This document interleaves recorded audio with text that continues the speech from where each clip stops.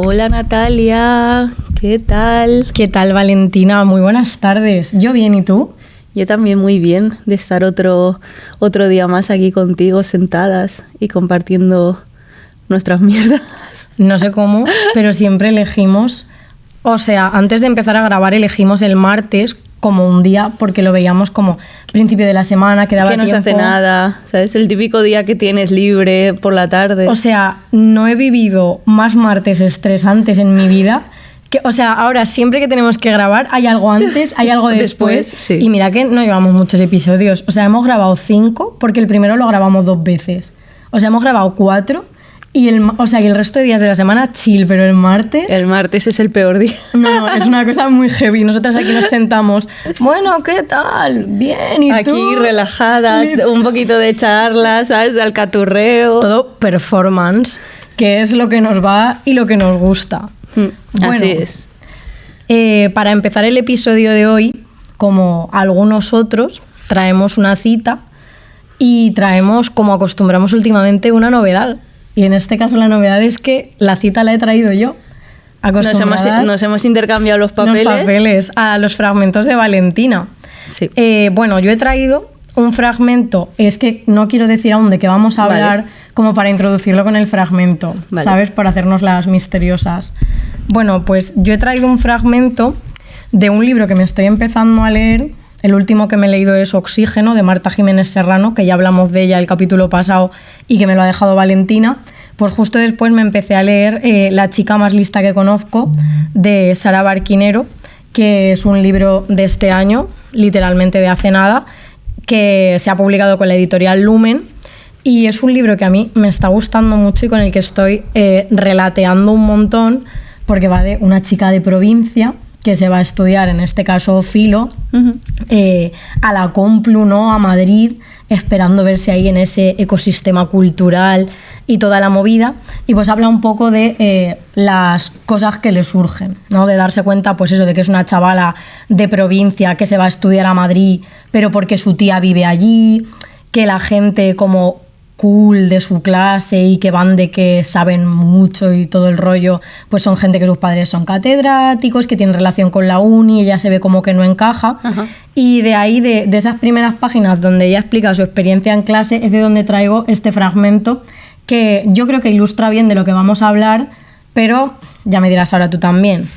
Y el fragmento dice así: aun cuando pasó todo septiembre y parte de octubre estudiando como una loca, leyendo cada fuente primaria y secundaria de sus guías docentes, rastreando cada referencia artística que mencionaban sus profesores de pasada o viendo vídeos de youtubers filosóficos para expandir conocimientos, no logró desembarazarse de la sensación de que algo se le escapaba.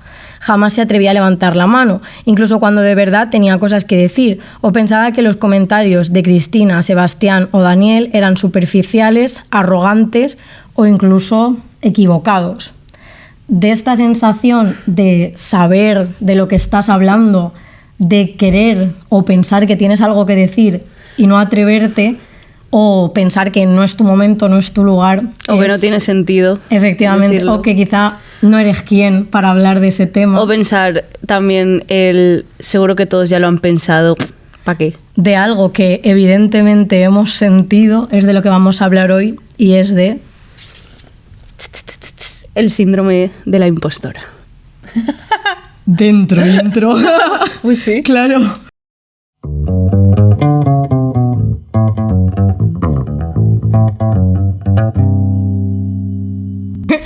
Yo quiero dejarlo de dentro intro, porque realmente siempre es algo que siempre he querido decir. Me parece genial. ¿Sabes? Es de esas frases como... Ha venido a cuenta, ha salido natural. Ese coche.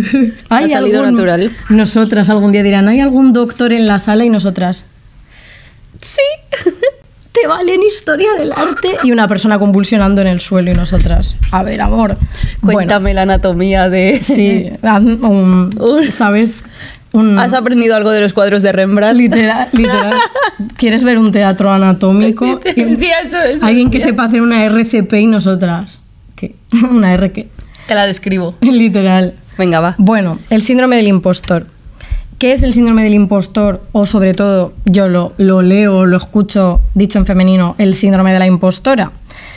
Pues el síndrome del impostor o de la impostora es una experiencia psicológica donde personas capaces dudan de sus logros y sienten que son un fraude, atribuyendo su éxito a la suerte en lugar de a su trabajo o a su propia competencia, a pesar de tener evidencias externas de éxito, porque temen a ser descubiertos, sobre todo a eso, a ser descubiertos como un fraude, y esto afecta a su confianza, a su productividad y sobre todo generando ansiedad. Inseguridad. E inseguridades. Un montón. Bueno, me ha encantado la cita de que has escogido. Sí, es que creo que no se podría describir de alguna manera mejor. Total. Y sobre todo, claro, yo digo, estoy segura de que este libro en algún momento lo vamos a comentar en el podcast, porque ya que está tratando la experiencia universitaria, cómo no íbamos y cómo no se iban a ver, vamos a ver, si la historia es desde la perspectiva, pues eso, de una mujer, ¿no? Cómo no iba a tener ya súper procesado o súper dentro de ella misma ese síndrome de la impostora, ¿no? Sí. Y me parece pues triste también que, pues eso, en una novela también esté ahí como punto clave, punto que hay que pasar en la experiencia universitaria, sobre todo pues eso, siendo mujer, estando en la universidad, que no tiene por qué, o sea, creo que nos pasa a todos, pero yo creo que las mujeres todavía un pelín más, un poco más, tenemos eso totalmente a nuestra espalda. Y sobre todo también porque al final el síndrome del impostor, el síndrome de la impostora, como se le quiera llamar, creo que muchas veces lo tratamos y lo banalizamos en el sentido de no, eres tú y tus locurillas, porque tú en realidad eres muy capaz y es tu inseguridad. Pero a mí, por ejemplo, sobre lo que me hace pensar este libro, que realmente pues es algo sobre lo que hemos pensado muchas veces y hemos hablado, pero como que creo que no siempre se relacionan directamente y lo están, es sobre cómo realmente el capital social y el capital cultural que tú tienes a la hora de relacionarte en esos entornos, Total. Por supuesto que influye. Y tú puedes ser pues la chica que más lea de su clase, quizá la chica que más sepa, pero también va a condicionar el ver que hay personas que parece que tienen ese derecho, ¿no? O ese conocimiento o ese estatus por encima del tuyo, que va a hacer que de una forma u otra acabes callándote, ¿no? Por miedo. Es que es una experiencia, la del síndrome del impostor y de la impostora, que está relacionada íntegramente con la culpa. O bien la culpa de un día ser muy vista y hablar muy alto, otro día de haberte quedado con las ganas de hablar, ¿no? Pero es ese reconcome que al final te va persiguiendo. Yo recuerdo, de hecho, ahora que has dicho lo del capital social y cómo eso influye también en tu propia seguridad a la hora de desarrollarte en estos entornos como más que tienes una presión, ¿no? Como es el entorno académico. Hay una cosa que a mí siempre se me ha quedado en la cabeza que dimos en el máster. Lo sabía. Es que tratamos todo, desde la sociología tratamos el capital social, pero sobre todo una cosa que parece súper sencilla, que es cómo desde el capital cultural, es decir, lo que te enseñan a ti en tu casa o lo que vives en tu casa, cómo eso, desde que tú eres pequeña, ya te prepara o no para un terreno. Y fue una escena que a mí se me quedó como grabada en la cabeza, porque decían, bueno, tú imagínate que vienes de una familia en la que acostumbras que cuando es la hora de cenar, tú te sientas con tu familia y empezáis a debatir de cosas pues de actualidad, ¿no? De noticias que estáis viendo las noticias y mientras estáis cenando como que se habla ese tipo de cosas. Solo ese hecho repetitivo que tú estás cada día compartiendo o dando tu opinión o simplemente escuchando lo que dicen tus padres al respecto, tal, marca la diferencia de una persona que igual, pues por una familia un poco más desestructural, no tiene ese momento de cena, sentarse todos a la misma hora a compartir las noticias o lo que sea, y cómo eso marca que esa persona esté capacitada para luego hablar o tener más fluidez en clase que esa persona que no ha compartido ese espacio y ese momento cotidiano, que ya ves tú, no es que marque la gran diferencia, pero sí que la marca, sí, ¿sabes? No, total. O ya no familias que estén o que sean desestructuradas, sino pues simplemente unos padres que llegan de currar todo el día y llegan hartos, ¿no? Y pues honestamente lo último de lo que quieren hablar es de lo bien o de lo mal que está el mundo y pues simplemente se dejan estar con la tele de fondo, ¿no? Que ni se mira.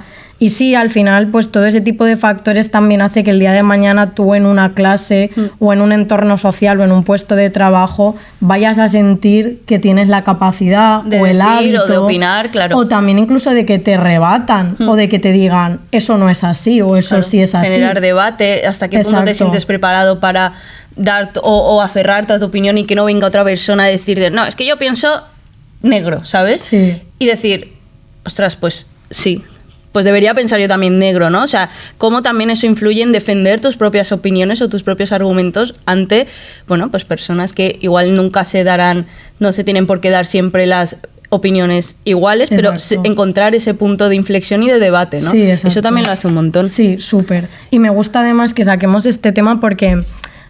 como siempre, una semana de vacaciones es una semana de hipervigilancia y viendo el episodio anterior siento que como que de las últimas partes de las que hablamos, que no las llegamos quizá a tratar en profundidad porque dijimos que las íbamos a tratar hoy, ¿no? De los entornos competitivos y de cómo crear entornos de generosidad, es algo en lo que no incidimos tanto y bueno, siento que esta va a ser una buena oportunidad para volver sobre nuestros pasos y recuperarlo ahora, ¿no? Entre el contexto anterior, que pues sí que era como más, ¿no? Material de los objetos y tal, ahora ya que es una cosa más social, más y un cultural, poco más friendly. Exacto, creo que lo vamos a poder abordar bien. Entonces, si quieres, vamos a empezar con la primera pregunta, vale. Como ahora somos chicas organizadas y pues ya nos metemos en el síndrome de la impostora.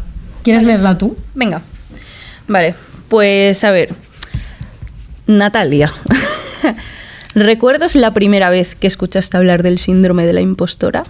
¿Y me podrías decir en qué momento pudiste ponerle nombre a algo que o ya te había pasado o incluso empezaste a reconocerlo en ti, de conocer ese término de experiencias que te han sucedido? Vale, ¿quieres que empiece yo? Sí, claro. Vale, pues yo lo tenía clarísimo. Y yo la primera vez que escuché hablar del síndrome del impostor o del síndrome de la impostora, ni siquiera fue ese término como tal y fue el término del inner saboteur o del saboteador interno. ¿Tú eso lo has escuchado alguna vez? Creo que por ti, sí. Vale. O sea, creo que es de hecho una palabra que asocio un montón a ti. Vale, es que ¿sabes qué pasa? Que buscando en foros y tal... por hablar de esto que voy a hablar... Pero es que te tienes que meter en lo más profundo de internet siempre. Yo, si no acabo en Reddit, no me quedo contenta. Pues tía, es que yo como que veía a la gente diciendo... Porque vale, esto, contexto, parte de una anécdota... Bueno, no de una anécdota, parte de cualquier capítulo de RuPaul's Drag Race. Y como que la gente decía, pero lo del inner saboteur no se lo ha inventado RuPaul... Y yo creo que sí. Vale, pues en este caso nos remontamos a la temporada 13 de Drag Race. Yo me las he visto todas, me las he comido con patatas, soy una gran fan. Y bueno, pues fue la primera vez que escuché hablar de ello o que quizá como que le di importancia porque de alguna forma me sentí apelada o identificada. Y fue en la temporada 13 de RuPaul's Drag Race con una concursante concreta que... spoiler, fue quien acabó ganando esa edición, que era una drag que se llamaba De Simone, que me llamó mucho la atención porque era una drag que sobresalía muchísimo, porque bueno, en Drag Race hay como varios, ¿cómo decirlo?, retos. Hay un micro reto, un maxi reto, hay luego una pasarela, hay un lip sync, que es como la prueba eliminatoria para las dos que han quedado las últimas. Vale, pues fue como que ganó el lip sync de la primera prueba, ganó el de la segunda, en la tercera no ganó pero quedó genial, la cuarta lo ganó también y sin embargo era una persona que se veía insegura.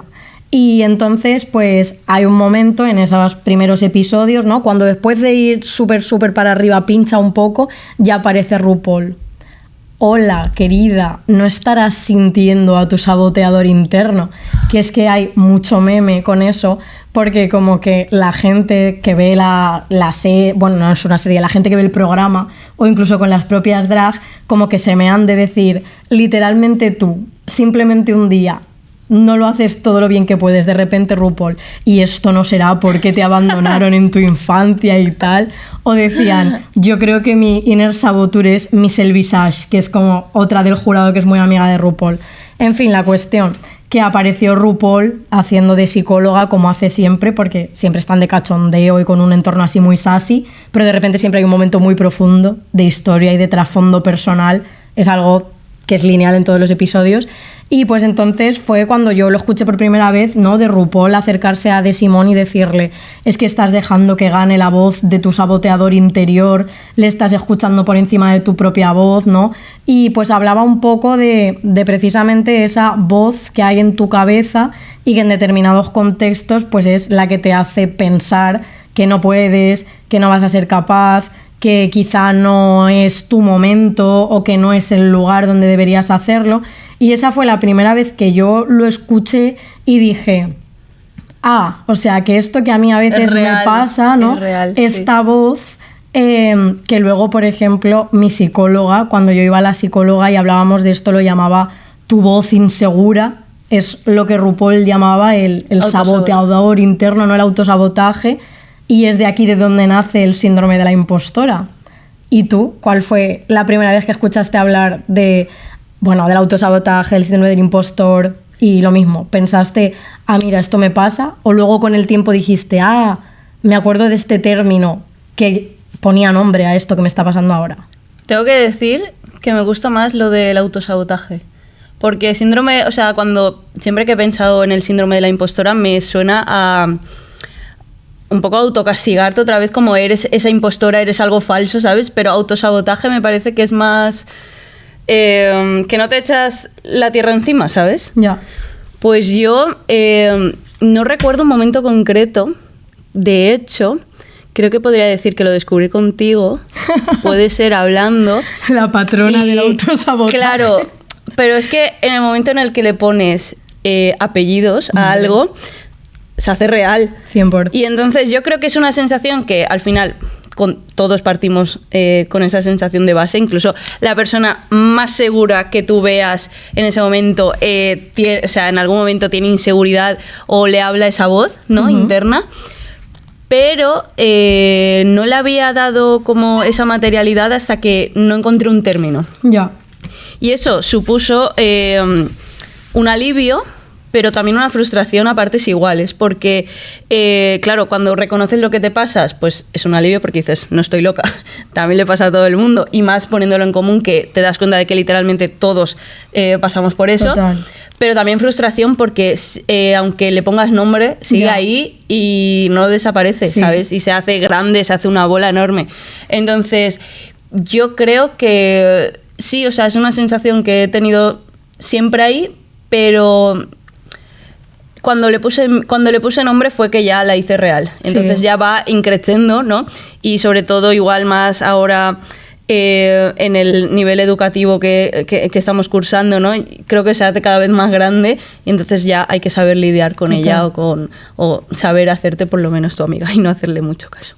No, pero tienes mucha razón, porque de hecho es algo que yo también pensaba y que como que tenía en la cabeza de decir, me siento como afortunada porque ahora, sobre todo, igual lo que voy a decir es una placentada, pero con Instagram, con TikTok, que hay como mucho divulgador de contenido de psicología, ¿no?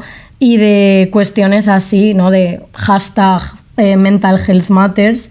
Realmente me parece que es súper beneficioso porque como que de repente pues te sale un Reels o te sale un vídeo o cualquier cosa hablando de algo que tú sientes tuyo y que no sabes cómo llamarlo, no sabes cómo abordarlo. Y eso es muy positivo porque como que empiezas sobre todo a reconocer un patrón y a partir de un patrón, ¿no? De saber qué lo desencadena y cuáles son al final las consecuencias, es como pueden más o menos atajarlo, pero es muy frustrante el también ser capaz de nombrar, ¿no? De reconocer una emoción, un sentimiento, un pensamiento y no poder hacer nada, ¿no? Sí. Parece como que en un momento ideal es como, qué bien, ya reconozco lo que me está pasando, pero no se va. Exacto. Es como la ansiedad, es igual que la ansiedad. Es la ansiedad. Sí, ¿cómo hacer que desaparezca? No, yo he aprendido que aprendes a vivir con ella, simplemente. Sí, total. No queda otra. Y ya te puede decir lo que sea que tienes que hacer frente. Total. Y ser valiente y tirar para adelante, es que no queda. Hablaremos de esto también al final del episodio, ¿no? Un poco de el caso práctico de cómo nosotras más o menos hemos ido sobreviviendo También a veces mejor y a veces peor, como con todo, que eso es así. Me gustaba lo que decías antes del autosabotaje y el autocastigo, porque me he dado cuenta de que de las obras que yo he cogido para hablar del tema, todas tienen en común precisamente esa línea, la del autocastigo literalmente, y como decías, ¿no?, de tirarte tierra, incluso del flagelarte. Piedras, tirarte tierra no, piedras. De flagelarte literalmente, y por eso la primera obra que yo voy a señalar es una obra que es archiconocidísima, que es Art Must Be Beautiful, Artist Must Be Beautiful. El arte ha de ser bonito, ha de ser bello, la artista ha de ser bella, que es una performance de, por supuesto, Marina Abramovic. Parece que no conozcamos otra artista, sobre todo yo. Yo estoy lobotomizada por Yugoslavia, por Marina Abramovic, pienso literalmente en ella todos los días. Y bueno, es una performance que se hizo por primera vez en el Charlottenburg Art Festival de Copenhague en el 75. Y la performance trata de lo siguiente. Tú ves a Marina Abramovic, ¿no?, a la artista de busto para arriba, está desnuda, tiene el pecho descubierto, lo cual ya implica una situación de vulnerabilidad. Y lo que hace ella es que coge un peine además que es metálico, y empieza a cepillarse el pelo mientras repite: Art must be beautiful, artist must be beautiful. Es una performance que duró 50 minutos, en las cuales el ritmo de la enunciación y el ritmo de la acción van cada vez más encrechendo, hasta el punto de que, claro, si te estás cepillando violentamente desnuda durante 50 minutos, ella se hace heridas en el cuero cabelludo, se arranca pelo, se araña la cara, se araña el cuello, se araña el pecho, y es una obra que, pues, hay personas que la han interpretado como que habla un poco de ese sentido tan frívolo, ¿no?, del mundo del arte, de cómo se trata la belleza, de cómo se trata la estética y cómo lo tratan los propios artistas, también, por supuesto, y cómo no, de los roles de género y de la belleza femenina. Pero sobre todo que a mí me llama la atención porque al estar leyendo interpretaciones y cómo se entendió esta obra, claro, dicen que hay un punto en el que al principio la acción es muy consciente y tú puedes ver en su rostro el dolor y puedes ver, pues, que es un ejercicio mental muy fuerte el que está haciendo de estar todo el rato, ¿no?, cepillándose y haciéndose daño, pero después de 50 minutos entra como en una especie de trance donde repite y genera la acción por inercia. Entonces yo elegí esta obra porque me parece que toda esta cultura del síndrome de la impostora, del autosabotaje, viene precisamente de eso, ¿no?, del deseo de ser perfecto todo el tiempo y de una autoexigencia supina que no puede nunca realizarse. Pero pensando en esto, porque decían que era como un trance, ¿no?, casi ascético, ¿no?, una cosa como de santa o como incluso de romantizar ese sufrimiento, a mí me hacía pensar en que muchas veces nos dejamos llevar por estos sentimientos, ¿no?, y al principio como que los sentimos muy profundos, pero al final acabamos viviéndolos con apatía o acabamos disociándonos, ¿no?, y es cuando nos perdemos en ellos. Y yo, por ejemplo, pienso que ese es como el gran problema de sentir estas cosas, que si no sabes muy bien dónde empiezan y dónde deben acabar, pues pueden alargarse, ¿no?, hasta un punto en el que pierdas el control y simplemente estés repitiendo mecánicamente ese gesto del peine, de, como decías tú, de tirarte piedras. Siempre va al límite esta mujer, ¿eh? Siempre. ¿Es ella también la que hizo la performance esta de la voz? ¿Cuál? Rollo, es que creo que, no sé si ya estoy confundiendo ahora, pero es que me ha recordado también a una performance que hay que es, creo que mantener la voz, rollo, con palabras, hasta que se quiebra la voz de... Ay, yo creo que suena, sí que puede que fuera me suena ella. Que era de Marina Abramovic, sí, también, pero vamos, me ha recordado eso de llevarlo al límite, de a ver hasta cuándo, ¿sabes? Sí. De hecho, lo tengo aquí apuntado, que en una entrevista que concedió en 1999 hablando sobre esta pieza, la pieza del 75, contó que en aquel entonces estaba convencida de que el arte, más que bello, ¿no?, Art Must Be Beautiful, tenía que ser perturbador, sí, y tenía que conmocionar a la gente, pero que pasado el tiempo, claro, ya 20 años después, había empezado a pensar que la belleza no estaba tan mal. Y me apunté esto porque me hizo gracia, porque, claro... Ay, pobre. Sí, mi pobre.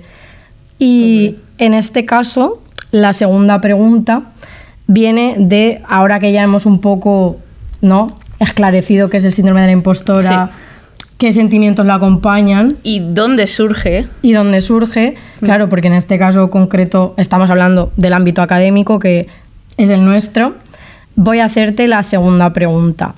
El síndrome de la impostora muchas veces viene asociado a momentos importantes. En este caso, en la carrera académica, pues puede ser una presentación, un trabajo, ¿no? Ya palabras mayores como son un TFG, un TFM. En tu caso, ¿cuándo aparece más? En momentos de presión que tú digas, tengo que enfrentarme a un tribunal, a una nota, o también aparece en las tareas cotidianas, ¿no? En la rutina que te lleva hasta ese punto final. La segunda. En mi caso también es la segunda. Pero 100%. O sea, yo creo que pensamos colectivamente, ¿no? Y todos aceptamos que ese síndrome ataca de manera feroz cuando estamos delante de un tribunal, en la defensa del TFG, algo que te tienes que preparar súper a saco, ¿no? Y yo creo que simplemente por saber eso ya sabemos a lo que vamos.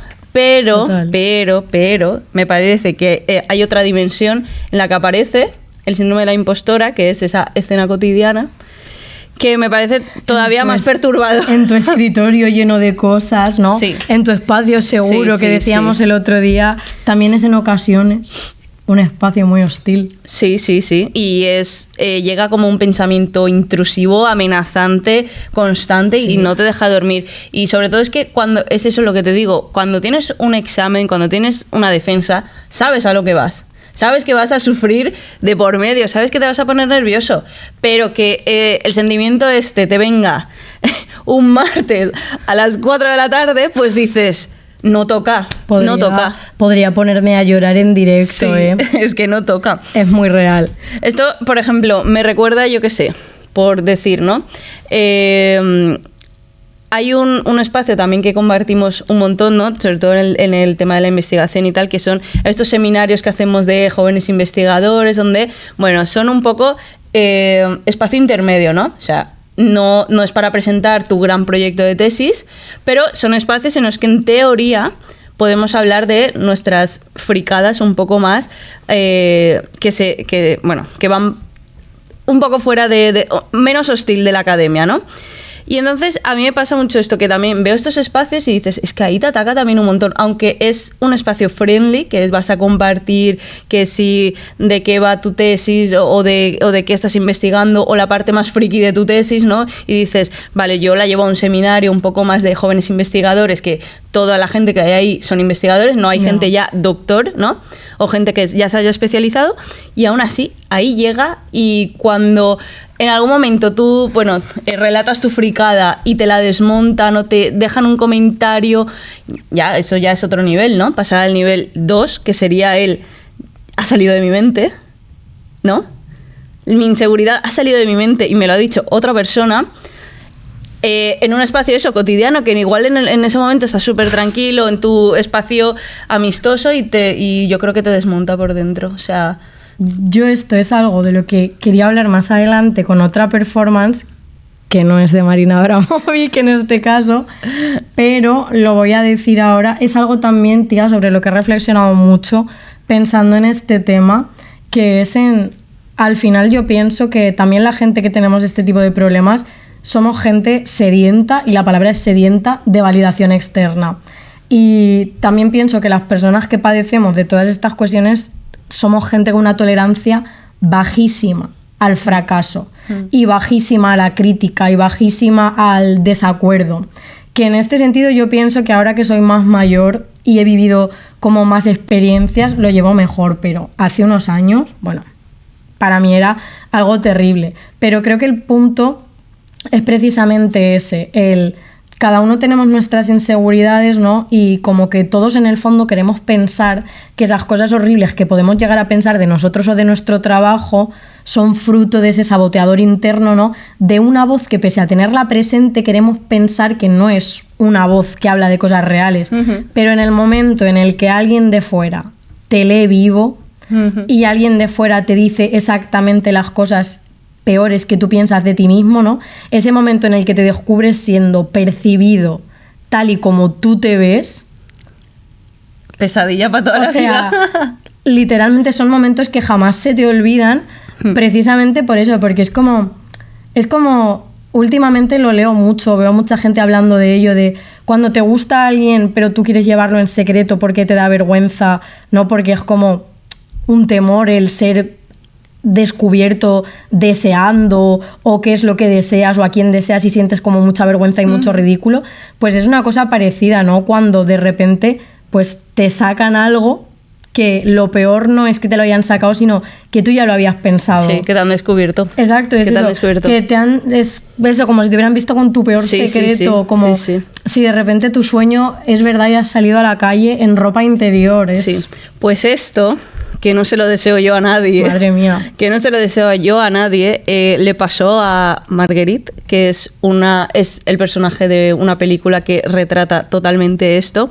La película se llama El teorema de Marguerite y es una película de 2023 dirigida por Anna Novion, que tuvo su estreno en el Festival de Cannes. Vale, pues esta película destacó por cómo presentaba el ambiente académico, porque Marguerite es una doctoranda en matemáticas, una tía brillante, pero no deja de estar en un departamento, ¿no?, liderado por hombres, ¿no? Y sobre todo en una especialidad tan concreta como tan analítica que son las matemáticas, ¿no? Y entonces lo que a ella le pasa es que tiene ese momento en el que está en un seminario y ella, presenta su fórmula, presenta su tesis y tal. Y sobre todo lo que me impactó de ver esa película, y yo creo que es el reconocimiento que tiene, es mostrar esa parte emocional y vulnerable que sienten las personas que están ahí, ¿no? Y entonces a Marguerite le pasó eso. Ella en toda la película se ve cómo lidia con todas esas emociones de la frustración, la comparación y sobre todo ese síndrome de la impostora. Y la escena es que ya te digo que es súper dura porque ella cuando está ahí en ese seminario la desmontan públicamente de una manera súper... que se le cae el mundo encima y eso se le ve a la actriz y se le ve a ella misma como... Bueno, también hay maneras y maneras de decir las cosas, ¿no? Eso está claro. No estoy diciendo que no haya que rebatir las cosas o que no haya que someterlas a críticas, pero sí que es verdad que hay maneras de decirlas. Pues a ella le pasó que mostrando todo esto, le refutan su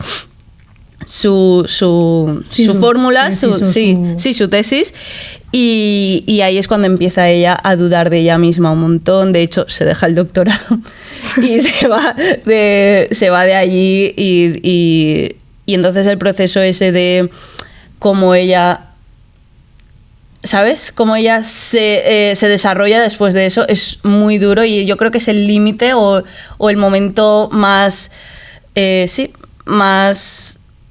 duro que puedes pasar como una persona que vive el síndrome del impostor, porque es lo que te digo, una cosa es que esté en tu cabeza y tú sepas lidiar con él, pero en el momento en el que se hace real puede acabar contigo, y como le pasó a Marguerite, pues acabó con su vida académica, spoiler, pero bueno, luego pasan cosas, también tengo que decirlo en mitad de la película, pero bueno, es una peli muy chula de ver por eso, porque muestra esa vulnerabilidad que vive una persona, sobre todo de matemáticas, racionalidad, a tope, que parece que no hayan sentimientos ahí de por medio y que tienen las cosas y las fórmulas súper claras, pues no, también lidian con ese tipo de sentimientos y sobre todo ella misma cómo se pone literalmente o se presta al servicio de ese síndrome que acaba con la percepción que tiene ella misma sí. Tía, yo es que cuando lo has dicho, o sea, yo ahora realmente como que eso lo puedo llevar más o menos bien porque como creo que ahora tengo una autoconciencia más crítica de pues esto me lo he preparado más o menos, ¿no? E igual vas a un sitio y hablas de algo y alguien pues tiene más conocimiento que tú, en verdad es muy enriquecedor que te digan, pues mira, tendrías que ver esto, has leído esto, has mirado esto otro.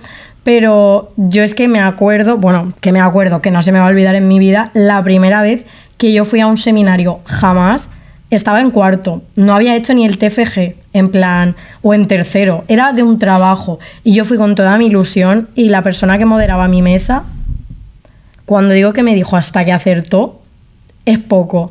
Nivel, yo los siguientes días la gente me preguntaba porque claro, era algo que yo había comentado, era algo que yo había dicho, era algo que me hacía muchísima ilusión.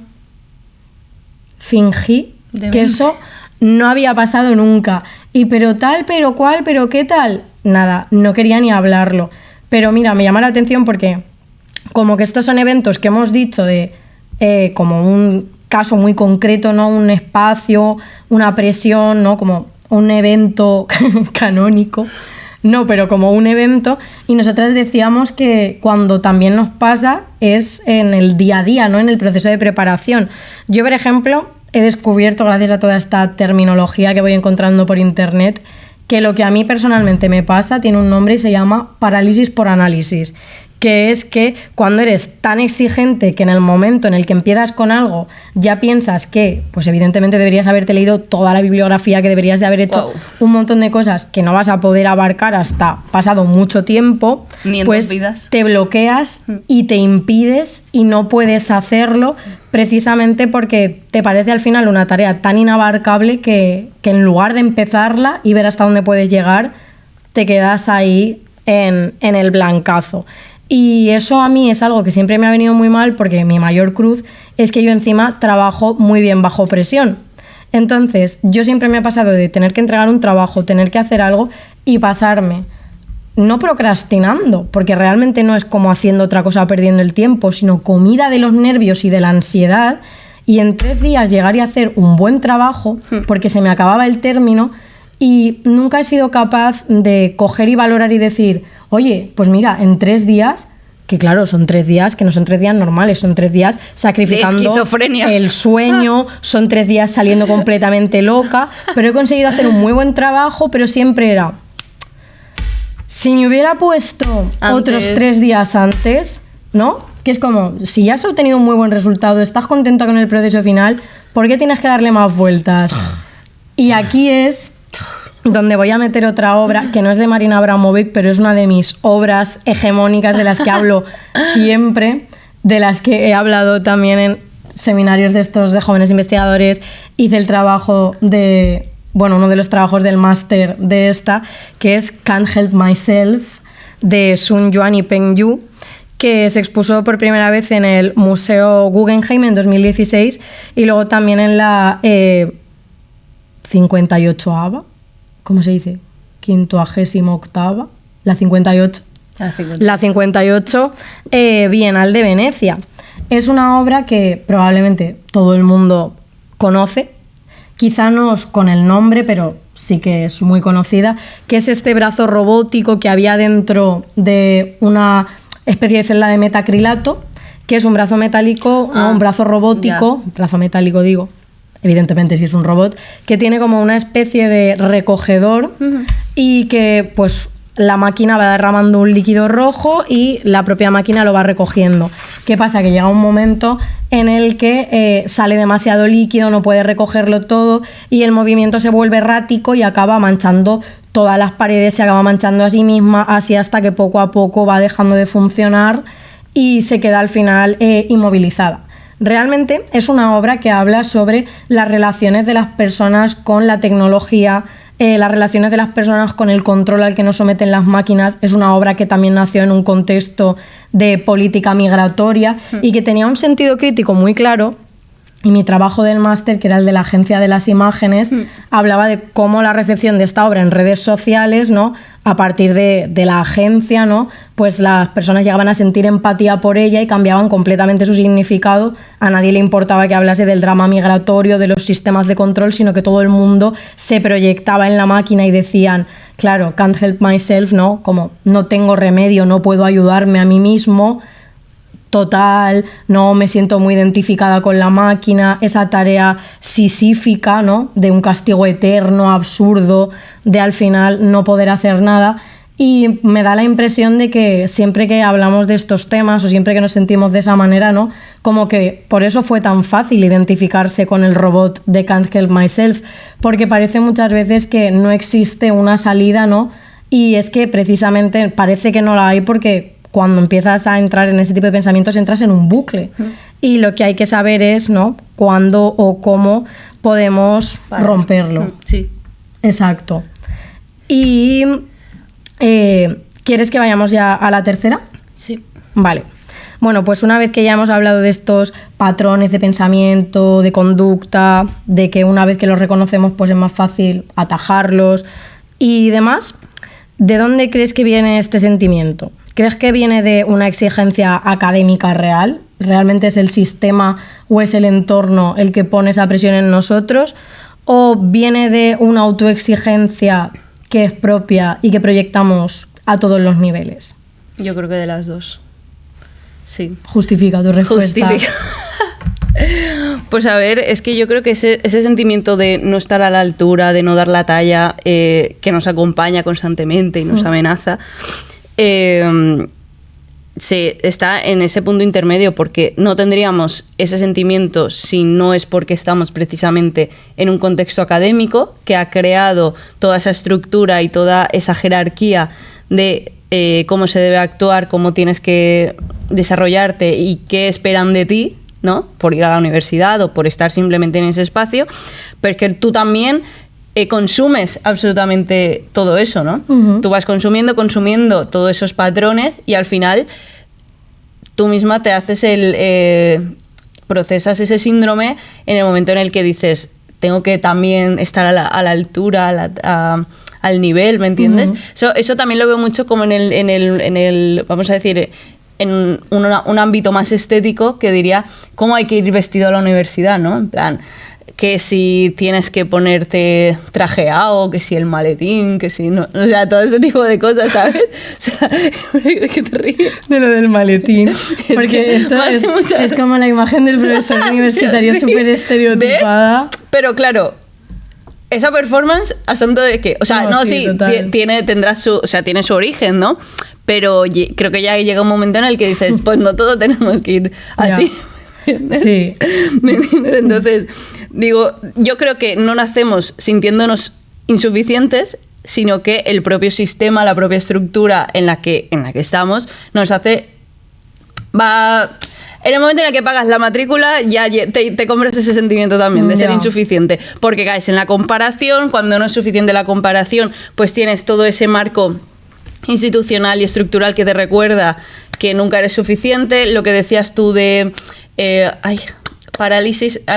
parálisis por análisis. Claro. Es que encima es tan pegadizo. Sí, es que me encanta parálisis. Te iba a decir, me encanta parálisis por análisis. Es que es tal cual eso, ¿no? O sea, cuando te estás enfrentando a algo, un trabajo, o a asumir una tarea de lo que sea, sabes que no eres capaz de asumir todo lo que deberías asumir y por tanto... te caes. Ya, total. Porque no puedes dar esa talla, ¿no? Yo entiendo lo que dices y me gusta porque es lo contrario a lo que yo voy a decir. No lo contrario de que sea lo opuesto, sino invertido. Como que tú, por ejemplo, hablas, en este caso, ¿no? En el contexto académico, de esa presión que sientes por estar a la altura, la acabas llevando a todos los niveles que impregnan la experiencia, ¿no? A cómo vas vestido a la universidad, cómo hablas en la universidad, cómo te relacionas. Sí, claro, porque es que también es eso, no solo estamos hablando de conocimiento, el síndrome de la impostora es todo. Claro. Exacto. Yo, por ejemplo, es lo que te iba a decir. Yo como que en el entorno académico tengo una relación muy concreta, pero yo siento que soy una persona que me siento así en todos los ámbitos, ¿sabes? Que creo que es algo que cada vez controlo más, pero siempre me asalta ese pensamiento en cualquier contexto, ¿sabes? Sobre cualquier aspecto de mí misma, no únicamente a nivel intelectual, ¿no? A nivel físico, a nivel psíquico, absolutamente todos los niveles. Uh-huh. Pero como que quizá pues en el entorno académico lo proyecto más. Sí, total. Hablando de cosas limitadas, yo voy a dejar la oportunidad de hablar de una fotografía increíble que tiene una artista, ella es una artista conceptual argentina, que se llama Marie-Aurène Sanz, y su obra se llama Limitada, precisamente. Entonces la vemos a ella, un autorretrato en primer plano, en el que tiene literalmente en toda la frente la palabra limitada. Y yo creo que viene mucho al caso también, porque ella está haciendo visible cómo esa etiqueta se la pone ella misma sobre su propio cuerpo, ¿no? Y acaba formando pues parte de su identidad, ¿no? Que es un poco lo que también estabas diciendo. Entonces, lo que más me gusta de esta obra es cómo ella parte de esa anécdota personal de, en un momento en el que le van a comprar una obra de arte, bueno, un man porque ella es de nacimiento Marie, sin la IE, ¿vale? Not all men, but somehow always a man. Exacto. Entonces, cuando se dan cuenta de que esta obra es hecha por una mujer, bueno, se pone farruco el tío, no sé qué, tal, y ese hecho canónico, traumatizante, marca literalmente los intereses ya de su obra posterior, porque dice, me han rechazado literalmente porque ya tengo bastante compitiendo o intentando hacerme un nombre dentro de una estructura artística liderada por hombres, que es súper difícil, ¿no? Salir como a la luz para que me conozcan como artista mujer, y encima, en el momento en el que lo hago, se me cuestiona porque soy una mujer, y en el momento en el que sabemos, ¿no? Es como también todo esto de ponerse un nombre falso para publicar libros porque no te toman en serio siendo una mujer, y es como que implantan sobre ti. ¿De qué año es esta obra? Pues es de los 70, de los 80. Luego, para que haya gente que diga que realmente estas cosas como que nunca han pasado, que no existe un sesgo, que no existe un techo de cristal. De hecho, tenemos aquí la historia del arte de Gombrich, un texto, algo será, manual canónico. No sé si digo creo que hay como 2 o 3 mujeres. Bueno, la cuestión, no hay mujeres. De hecho, está la performance de María Jimeno, que yo no sé si tú fuiste, vino a la facultad. Yo en primero de carrera vi esa performance que ella coge se llama Queridas Viejas, y ella coge ese pedazo de tocho de la historia del arte de Gombrich y lo va abriendo y le va metiendo páginas de artistas mujeres. Yo quería mencionar también una obra de Tania Bruguera, que de hecho se llama Self-Sabotage, que la primera vez que ella la hizo, es una performance, fue en la Jeu de Paume en París, que era parte de la serie Cultura como estrategia de supervivencia, en 2009, y ese mismo año también estuvo en el pabellón de la emergencia de la, no me voy a rayar con cómo se dice, 53, Bienal de Venecia. Y bueno, pues es una performance que de hecho he visto una imagen que a mí me ha llamado mucho la atención porque, bueno, la performance trata de que ella se sienta en una mesa, va leyendo un texto que es un manifiesto donde ella habla del arte político y de los artistas políticos, y tiene una pistola al lado, la va cargando y va haciendo como si fuera el juego de la ruleta rusa, ¿no? Sí. De que con cada punto que trata de ese manifiesto dispara y podría ser un tiro fatal, un poco como metáfora del riesgo que corren los artistas políticos, sobre todo ciertos artistas políticos, ¿no? En contextos donde pues se persiguen ese tipo de obras, y también pues cada vez que hacen ese tipo de piezas. Y he visto una imagen que me llama mucho la atención, porque tú cuando buscas la performance siempre ves la imagen de ella que va leyendo, que va cargando la pistola, que se va apuntando, pero había una imagen que era como si nos grabasen desde atrás, ¿vale? La mesa vacía sin ella, con los papeles, la pistola y las sillas vacías. Y precisamente como que esa imagen me ha hecho pensar en todas estas situaciones en las que decíamos, ¿no?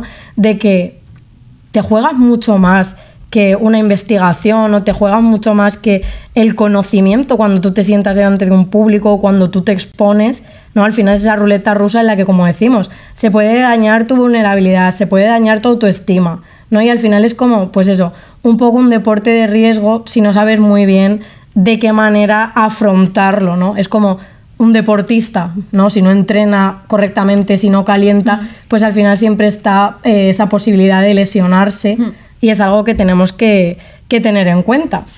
De hecho, lo del autosabotaje viene porque ella dice que el artista tiene que autosabotearse y salir de su zona de confort, ¿no? No crear una marca, no convertirse en un producto del mercado, que el público también tiene que salir de su zona de confort y autosabotearse como público. Total. Y dejar de consumir solo lo que le es agradable. Y esto también me recordaba lo que decíamos, ¿no? De que pues quizá la mejor forma para pasar el síndrome de la impostora y todas estas inseguridades es, pues eso, descubrirnos siendo vistas como en el peor de los casos creemos que podemos serlo. Y ya para acabar, hoy como recomendaciones vamos a dar unos pequeños consejos, ¿no? Sobre todas estas situaciones que hemos vivido y de qué más o menos a nosotras nos ha funcionado, porque creo que después de tanta disertación debemos aportar algo, ¿no? Y no únicamente la compasión, porque la autocompasión hasta un punto está bien, pero siempre hay que tomar las riendas de la vida y siempre hay que afrontar las cosas en ese sentido. ¿Qué cosas o qué herramientas te ayudan a ti a gestionar el síndrome de la impostora? No tanto consejos vendo que para mí no tengo, sino pues tus experiencias, cosas que te funcionen siempre. Hacer las cosas igualmente. En plan, es que no queda otra. Intentar minimizar lo que más puedas esa voz y al final cuando lo haces ves que no era ni tan terrorífico ni eres tan tonta como te pensabas en tu cabeza. Parálisis por análisis. Sí, que de hecho esto lo relaciono también con una increíble canción que tienen las Dianas, que es se llama también Síndrome del Impostor, y dicen precisamente eso, en plan, no me hagas sentir inferior por no saber componer una canción, ¿no? Y las tías están ahí, va. Me encanta. O sea, es que es la verdad. O sea, si te puedo dar algún consejo, es literalmente escúchate esta canción y haz caso a lo que dice y coge a las Dianas como referencia, porque es que no queda otra. O minimizas la voz o estás acabada. Yo en ese sentido siempre te lo he dicho y siempre lo pensaré. Algo que admiro profundamente de ti es que lo que dices es verdad, en el sentido de que tú eres una persona que, aunque algo te dé mucho miedo y te sientas muy insegura en algo, es verdad y siempre te lo digo, al final siempre acabas haciéndolo, ¿sabes? Aunque te tiras a la piscina, ¿sabes? No porque el agua vaya a estar fría, no, si no hay agua, te tiras. Y eso me gusta mucho de ti. Yo, por ejemplo, que soy una persona que necesito, que es un percal enorme, intelectualizar absolutamente cualquier emoción, cualquier sentimiento, le tengo que encontrar una causa, una consecuencia, un principio, un final. Hubo un tiempo que fui a terapia por esto y me fue bien y me ayudó mucho una especie de imagen que me enseñaron, que era que, pues igual que tú cuando ves el vaso no medio lleno, medio vacío, es porque el vaso es transparente, puedes ver a través. No, yo siempre soy de verlo medio vacío porque intento trabajar en ello, pero por lo general soy alguien negativo. Si tú tuvieras un vaso que no es transparente, ¿no? Tienes que pensar que tú vas a ver el contenido, o sea, no vas a ver el contenido. Entonces, si tú empiezas a echar en ese vaso, puede ser que esté o lleno desde abajo, no un poquito, o a la mitad, o que vayas a echar una gota y se vaya a desbordar. Y entonces, como que a mí ese vaso, que no se veía su contenido, me ayudaba a pensar, pues si es que realmente nadie va a ver el esfuerzo, ¿no? Nadie va a ver el líquido que tiene ya mi vaso cuando yo siga echando. O sea, igual yo me torturo y me castigo porque podría haber hecho más, pero nadie sabe qué había en ese vaso antes de que yo echase la última gota. Y entonces eso me ayudaba a pensar, el decir, pues es que igual algo que yo pienso que podría estar mucho mejor hecho por la idea que me había montado previamente, es algo que nadie va a conocer, solo yo, y que no tiene sentido ni siquiera pensar en ello porque no existe. Y esa posibilidad nunca ha existido porque no la has ejecutado. Entonces a mí esa idea del vaso que solo tú sabes cuánto tenía dentro, me ayudaba. Y luego también una frase que leí hace poco que me salió en un post de estos de Pinterest o de Instagram o de lo que sea, que decía, cuando dejes de pensar en hacer las cosas perfectas, empezarás a hacerlas bien. Sí. Que la vi y dije, frase es que lapidaria. Sí, es que las cosas hay que hacerlas aunque no salgan perfectas. Es que literalmente en el error y en la práctica es cuando empiezan a salir bien, no te van a salir. Mira este podcast, el primer capítulo. Y yo pienso que cada vez vamos poco a poco. Bueno. Y al menos lo intentamos. Sí, estamos aquí. Que es algo que nunca... Realmente, esto es como muy frase de sobre de azúcar amarillo, frase de Pinterest Pablo motivacional. Valencia. Pero lo único que está mal hecho es lo que dejas de intentar. Y eso, hay que intentarlo siempre. Sí, siempre. Y eso implica, pues sí, el miedo al error, el equivocarte, el miedo al fracaso, el fracasar, pero poco a poco es como se consiguen las cosas. Y con esto y un bizcocho, hasta el domingo a las 5 de la tarde en YouTube y Spotify, Público Cautivo Podcast. Que tengáis buen inicio de semana.